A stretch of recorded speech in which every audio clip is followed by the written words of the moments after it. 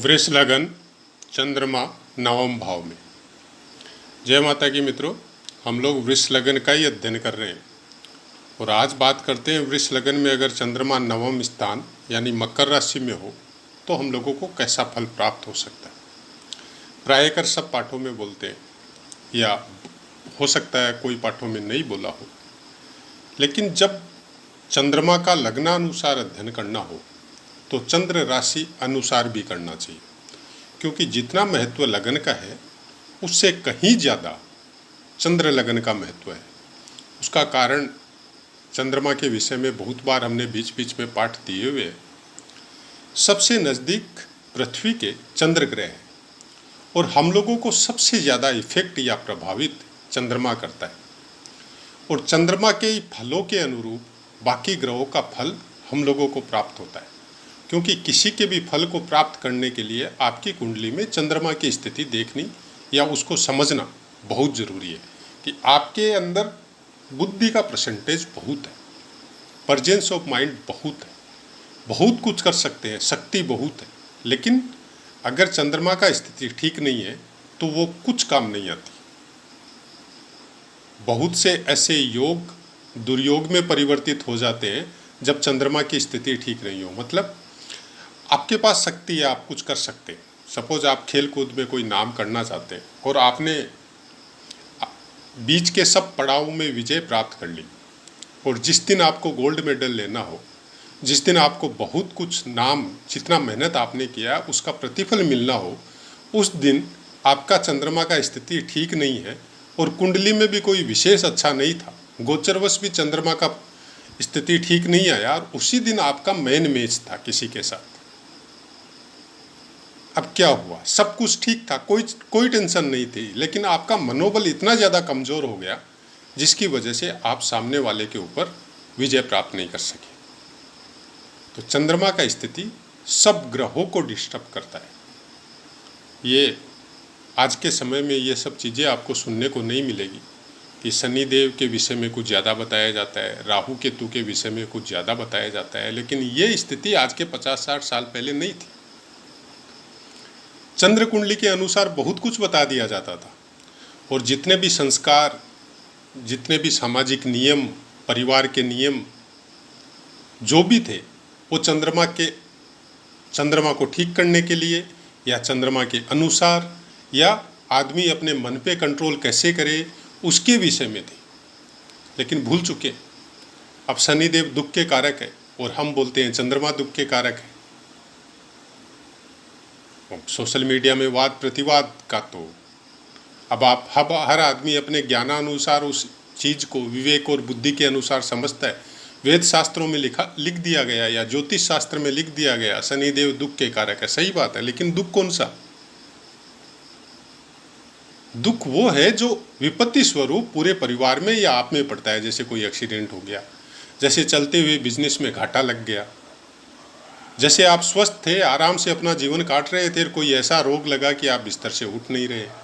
दुख उसको समझ सकते हैं हम लोग, लेकिन सब कुछ है, उसके बावजूद मान सम्मान नहीं है, उसके बावजूद कुछ करने नहीं सक रहे हैं। शरीर एकदम स्वस्थ है लेकिन कुछ करने का इच्छा नहीं होता है। मन में बल नहीं है। शरीर का साथ है ऐसा बात नहीं है, शरीर का साथ है, दिमाग का भी साथ है, लेकिन मन में बल नहीं है, मन में उत्साह नहीं है। कोई भी काम करने की प्रेरणा आपको मन से मिलती है, चाहे वो अच्छे काम हो चाहे बुरे काम हो। आपकी शरीर की स्थिति कैसी भी हो, अगर आदमी इंसान मनोबली होता है तो बड़ी सी बड़ी विपदा से भी निकल के अपनी स्थिति को वापस प्राप्त कर सकता है। यह है चंद्रमा का इफेक्ट।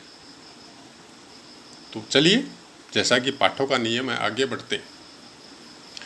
नवम स्थान मकर राशि, वृष लगन होने से और मकर राशि के अंतर्गत उत्तराषाढ़ा का दूसरा, तीसरा और चतुर्थ चरण आएगा, जिसका स्वामित्व सूर्य देव को प्राप्त है। श्रवण नक्षत्र के चारों चरण आएंगे, उसका स्वामित्व चंद्रदेव को प्राप्त है। धनिष्ठा नक्षत्र का पहला और दूसरा चरण आएगा, जिसका स्वामित्व मंगल देव को प्राप्त है। अब मकर राशि का खुद का स्वामित्व शनिदेव को प्राप्त है। वृष लगन में शनिदेव योग कारक होते हुए भी बहुत सी पुस्तकों में ये लिखा गया है कि शनिदेव कोई विशेष फल या इफेक्ट नहीं देते।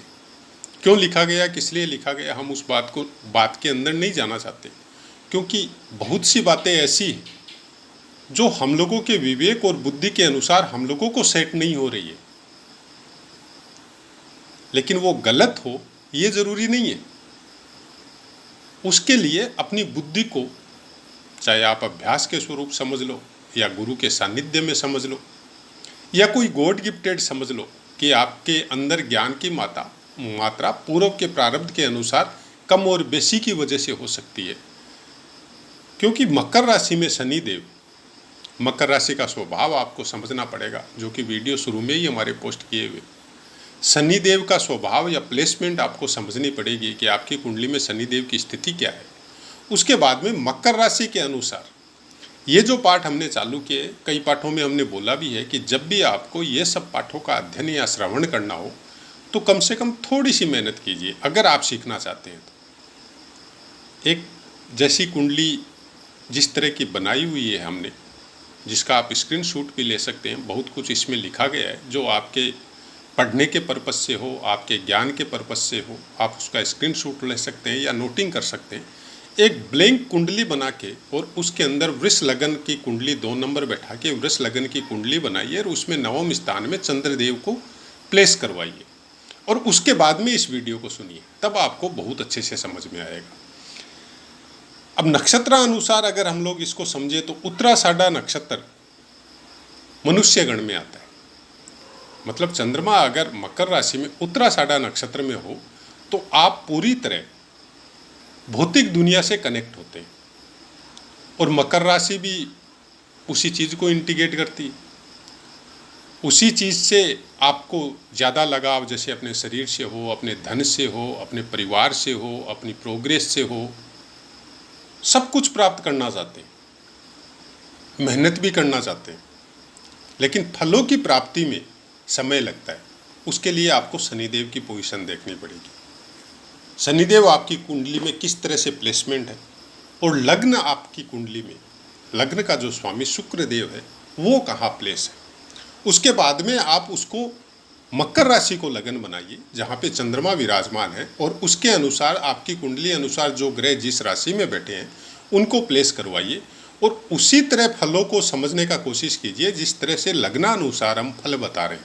जैसे शनिदेव नवम स्थान में, आपके चंद्रदेव नवम स्थान में, तो अब मकर राशि की जब आप कुंडली बनाएंगे तो आपके चंद्रदेव लग्न में आ जाएंगे। तो लग्न का चंद्रदेव आपके मस्तिष्क और आपके मन दोनों को प्रभावित करता है। इसीलिए चंद्र कुंडली का इफेक्ट गोचर के फलों को देखने के लिए बहुत ज़्यादा होता है। अब मनुष्य गण, उसके बाद में श्रवण नक्षत्र के चारों चरण मतलब देवगण, और इनका खुद का स्वामित्व चंद्रदेव को प्राप्त है। यहाँ पे आदमी परोपकारी हो जाता है। यहाँ पे आदमी देव, धर्म, लोगों का भला करना और एनजीओ वगैरह के साथ जुड़ना, पिता के साथ ट्यूनिंग अच्छी या पिता से आशीर्वाद अच्छा मिलना, धर्म ध्यान से संबंधित अपने जो क्रियाकलाप है या अपने जो संस्कार है उनके ऊपर अडिग रहना, बोर नहीं होना, धार्मिक कामों से बोर नहीं होना। सबसे बड़ा बात है कि जैसे हमने एक नियम बनाया कि हमको सुबह सुबह पूजा पाठ करनी है, तो आदमी करते करते एक ही चीज़ करते करते जस्ट बोर हो जाता है कि ठीक आज नहीं करेंगे। लेकिन ऐसे इंसान नहीं होते। जिनका श्रवण नक्षत्र में अगर चंद्रमा है और वो नवम स्थान में मकर राशि में है तो ये अपनी चीज़ को और ज़्यादा बुस्ट देते हैं। लेकिन ये धन के लिए अच्छा नहीं है। इनको धन की इतनी आवश्यकता नहीं रहती है। उसका एक कारण भी कि चंद्रमा श्रवण नक्षत्र में अगर भाग्य स्थान में विराजमान हो तो धन की इनको ज़रूरत नहीं होती है, फिर भी ये धनी होते हैं। धन इनके पास आते ही रहता है, रुकता नहीं है कभी भी।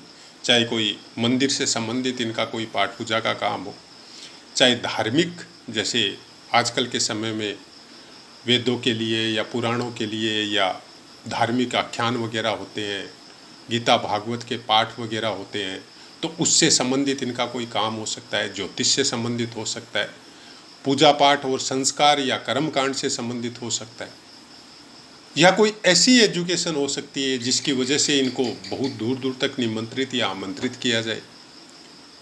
धन को महत्व नहीं देंगे लेकिन धन इनके पीछे पीछे घूमता रहेगा। धन की इनके पास कमी भी कभी नहीं रहेगी। मन से बड़े सुखी होंगे। मन इनका जो है हमेशा लोगों का भला करने के लिए, लोगों को समझाने के लिए कि हकीकत क्या है, वो सब में लगा रहता है। वहीं धनिष्ठा नक्षत्र में जब चंद्रमा आ जाता है मकर राशि में, तो उसके विपरीत फल आपको प्राप्त होते हैं।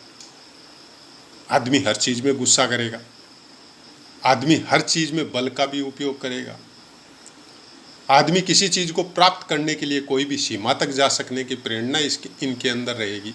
लेकिन यहाँ पे एक चीज आपको ये भी देखनी पड़ेगी कि चंद्रमा शुभ और अशुभ दोनों होता है। तो वो सब चीजें कि चंद्रमा के ऊपर इफेक्ट किसका है, चंद्रमा के ऊपर दृष्टि किसकी है, चंद्रमा जिस राशि में बैठे हैं उस राशि का स्वामी कहाँ प्लेसमेंट है, उसके अलावा लग्न का स्वामी कितना बलवान है, वो सब चीज़ें आपको देखनी पड़ेगी। और चंद्र राशि के अनुसार बाकी ग्रह कैसे प्लेसमेंट है, गोचर में क्या चल रहे हैं, दशा महादशा में कैसा चल रहा है। परिवर्तन, कोई भी चीज़ परिवर्तन का जो नियम है और उस नियमों का जो फल है जीवों को या हम लोगों को, वो तभी प्राप्त होता है जब हम लोग चंद्र कुंडली का बहुत अच्छे से अध्ययन करें। लग्न कुंडली आपका एक फिक्स प्रारब्ध है कि आपको जो आप जो करके आए वो आपको ऐसा मिला है, और उन फलों को प्राप्त करने के लिए आपको चंद्र कुंडली या चंद्रमा के अनुसार ग्रहों के फलों को जानने की आपके अंदर वो ज्ञान, वो विवेक, वो बुद्धि कि गोचर में ग्रह कहाँ कहाँ अच्छे होते हैं, कहाँ बुरे होते हैं, किस तरह से फलों को प्राप्त करते हैं, वो सब पाठ बहुत पहले से पोस्ट हमारे किए हुए। तो अगर आप सीखना चाहते हैं तो कम से कम शुरू से सुनते हुए आए। किसी एक पाठ से सुन के कॉमेंट करके कोई फायदा नहीं है, आपको शुरू से सुनते हुए आना पड़ेगा। ये सब पाठ हमारे पोस्ट किए हुए। आगे चले नवमांश की बात करते हैं।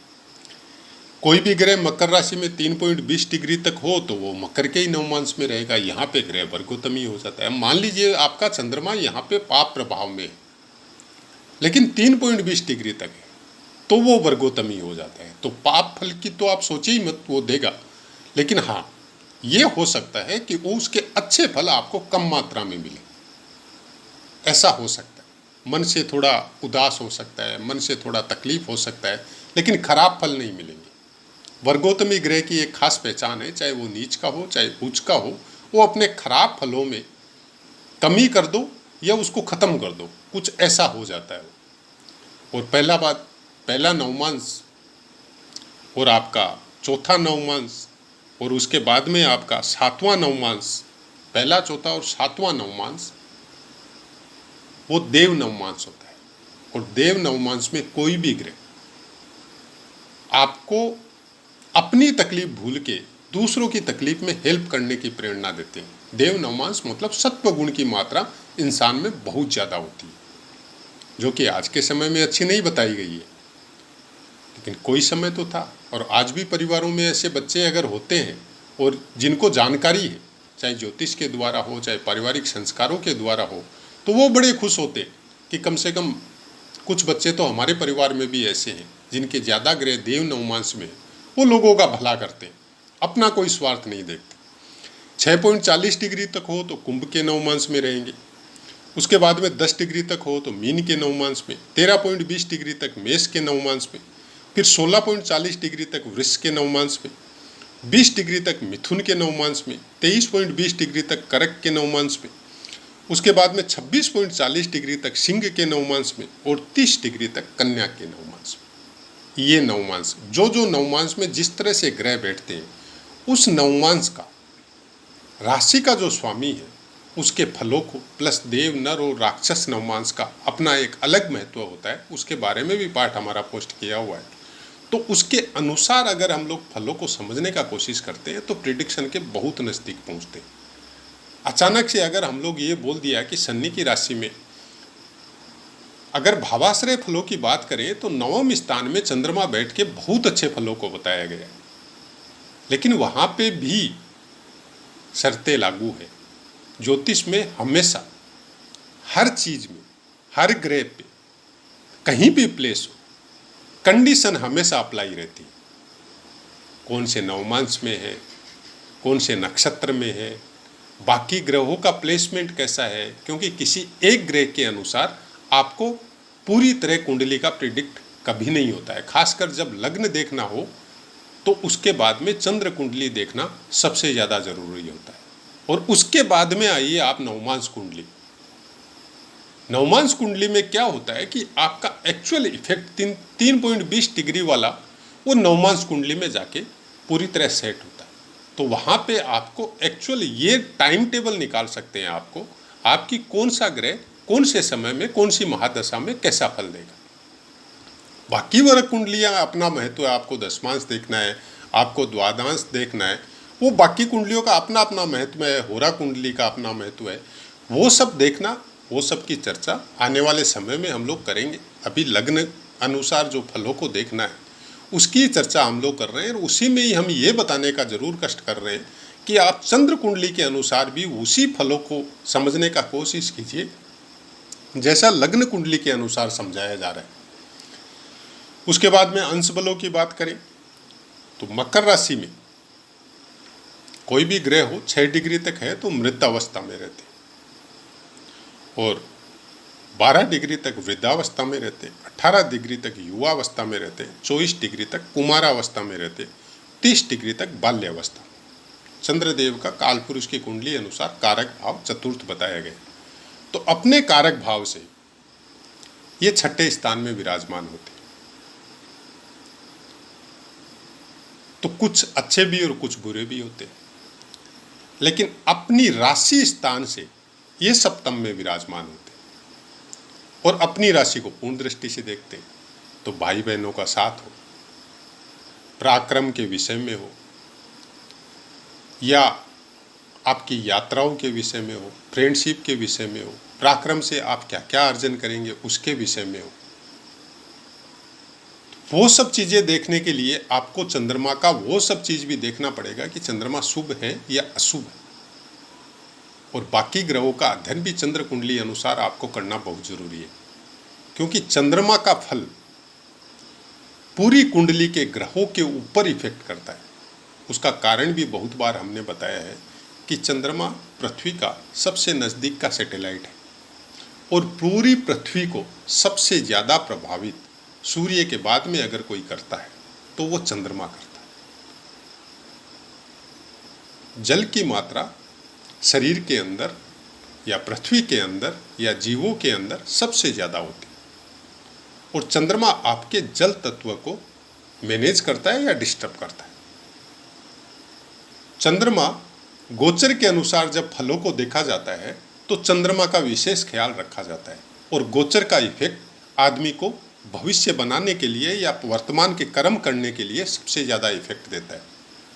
इसलिए चंद्रमा को जितने भी संस्कार, जितने भी नियम, जितने भी दिनचर्या, जीवन जीने की जो कला, जो आजकल हम लोग बड़े बड़े संस्थानों में जाके सीखते हैं, कोई समय में या आज भी गांव देहातों में अच्छे घरों में आज भी संस्कार के रूप में वो प्रेजेंट है।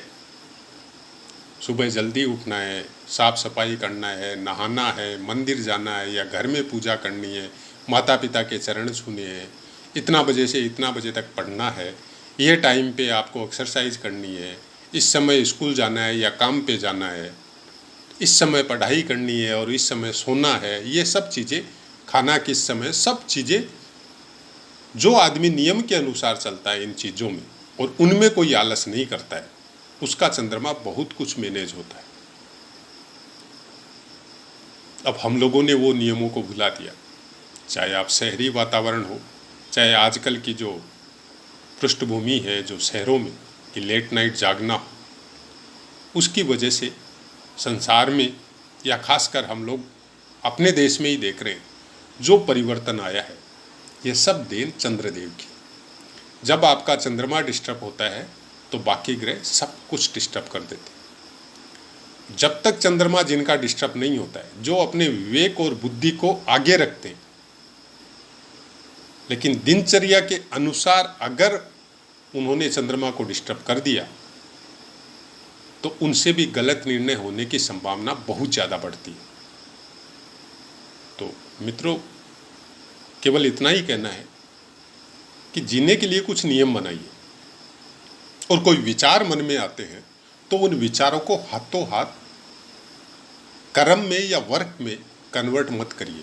कुछ सोचिए, थोड़ा समय दीजिए अपने आप को, अपने विवेक और बुद्धि के द्वारा निर्णय कीजिए, और अगर वो गलत लग रहा है तो उसको साइड कीजिए। मन के ऊपर सबसे ज़्यादा इफेक्ट चंद्रदेव का होता है। और मन बस में करना तो बहुत मुश्किल है, बड़े बड़े ऋषि मुनि नहीं कर सके। इसीलिए परिवार में, समाज में जीने के लिए कुछ नियम बनाए गए हैं। उन नियमों पे चलना, उनको फॉलो करना बहुत ज़रूरी है। तब चंद्रदेव जरूर मैनेज रहते हैं कि आपको सुबह उठ के ये काम करने हैं, तो उतना देर तक आपका मन दूसरी लाइन में जाएगा नहीं, क्योंकि वो आप स्ट्रिक्टली अगर फॉलो कर रहे हैं तो आप वो काम करेंगे। उस समय तक, अगर जितने समय आपको वर्क करना है उस समय तक आपका टाइम टेबल सुचारू रूप से चल रहा है, तो मन में कैसे भी विचार उठते रहो, वो काम में आप लगे रहेंगे। चंद्रदेव को मैनेज करने का सबसे अच्छा तरीका यही है। बाकी जो तरीके हैं फिर तो वो आज के सोशल मीडिया के अनुसार या जो पैसे की जो महानता है उसके अनुसार आप वो सब करते रहिए। कोई स्टोन पहनाएगा, कोई आपको हवन पूजा यज्ञ विधान वो सब करवाएंगे, वो सब करते रहिए आप। लेकिन जब तक मन शांत नहीं होगा, जब तक मन पॉजिटिव नहीं होगा, जब तक कोई काम करने में आपका मन नहीं लगेगा, तब तक फिर चंद्रदेव मैनेज होना बहुत मुश्किल है। और ये एनी टाइम पीड़ा जो आज के समय में हम लोग देख रहे हैं कि छोटी छोटी बातों पे झगड़ा होना, मारपीट होना, एक दूसरे के प्रति दुर्भावना रखना, ये सब चंद्रदेव का काम है। मन बस में नहीं है, जो मन में आया वो सोच लिया, जो मन में आया वो लिख दिया, और जो मन में आया वो बोल दिया। तो ऐसा ही कुछ है चंद्रदेव का इफेक्ट। नवम स्थान में चंद्रदेव का फल बहुत अच्छा बोला जाता है, बहुत अच्छा ही होता है। लेकिन वो अच्छा होने के लिए आपको अपने नियमों को फॉलो या उसके ऊपर स्ट्रिक्टली चलना बहुत ज़रूरी है। तो अपनी वाणी को विराम देते हैं और आपसे आज्ञा लेते हैं। जय माता।